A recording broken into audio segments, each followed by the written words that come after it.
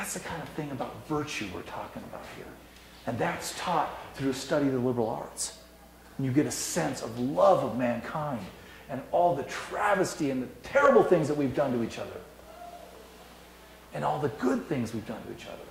And it has an impact on your heart. And you start to, that's what this is about. And it helps you develop what your mission is. And then, when you get those 5,000 hours in, then you go to what's called depth phase, and there's another 5,000 hours. But those hours are about getting your skill set. So you can fund your family, you can fund your passion and do all these great things. And, you know, anybody who own a business here?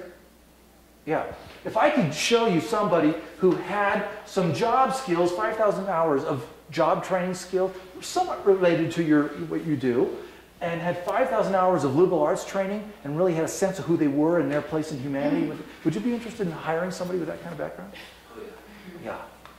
They're few and far in between these days. We just don't do this. We focus on this. We cut this out, we cut this out, we cut this out, and we say, hey, this is the important thing, and it's all about how much money you can make. That's what our culture is today. You saw this in school. Oh, definitely. Yeah. Yeah. You fought against it, I bet. Just having been in a room with you for 5 minutes, I'm pretty sure you did that. Yeah. Good for you. Good for you. Good for you. Absolutely. We need some more consciences like that in university today. Does this make sense? Does this resonate? And we're hardwired. So the trick here is to learn these phases. Don't worry about curriculums. Don't worry about philosophies. Learn the phases, because once you learn the phases, you've figured out how the human brain works and how people are hardwired to learn. And once you know that, all you have to do is figure out what phase that child's in or that adult is in and work with them from that perspective. That way we don't have expectation problems. Right? Simple. Questions? If I don't follow these notes, we could be here all night. So when you start, you're just saying, so when you start, you're already 12, 13, they've been on this depth skills. Yeah, you detox. Yeah, how do you detox? How do you get them to feel that? How do you get them to sense that? You have fun. You have fun. You know, probably they're either in core, which is all about fun, right?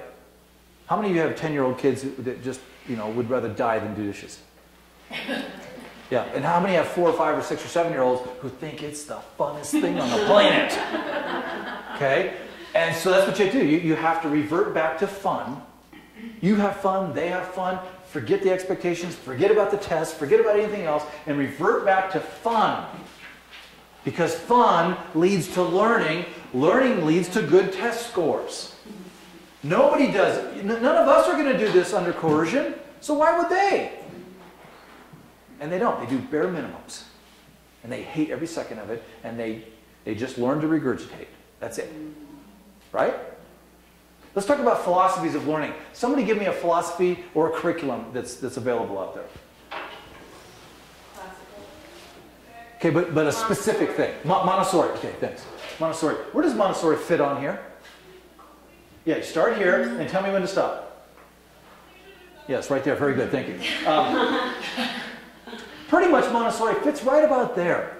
See, it's not in competition with TGA because TGA is not about curriculum. TGA is how your brain works.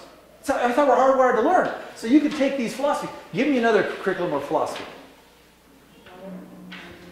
Waldorf. Again, here, maybe a little farther, right? Charlotte Mason. Here, okay. There's a new one. Expeditionary learning. Have you heard of that? Yeah. There's a charter school in Nevada City. I believe maybe a couple of people from there came to one of your seminars. But it's something I didn't even have time to read about. But when I invited one of the gals, she said, "Oh, my child's going to the expeditionary learning," and so I just watched a little minute or two tape, and I would say it's not that fun. Okay. How about a well-trained mind? Now, she'll say that it starts here, but I don't buy it. I think it starts here. It goes into this level. See, what happens is we change so much through this process that there's no one curriculum or philosophy that will cover the entire span. They all try to, but they can't. And they don't have to. You can do Montessori till here and then switch to well-trained mind there. or any other classical-based scenario. They don't have to, you don't have one that goes all the way through, but what you do have to have is an understanding of what they are and pick the one that works best for your children. Or create your own. Anyone in this room is just as smart as Marie Montessori. Nothing against Marie, but, you know, she wasn't exactly rocket science. She just saw what was going on, she created a thing. Or Susan Weiss Bauer, or Bob Bennett, or not Bob, Bill Bennett. Bob Bennett's my guy. You can have him. Cut that off the tape.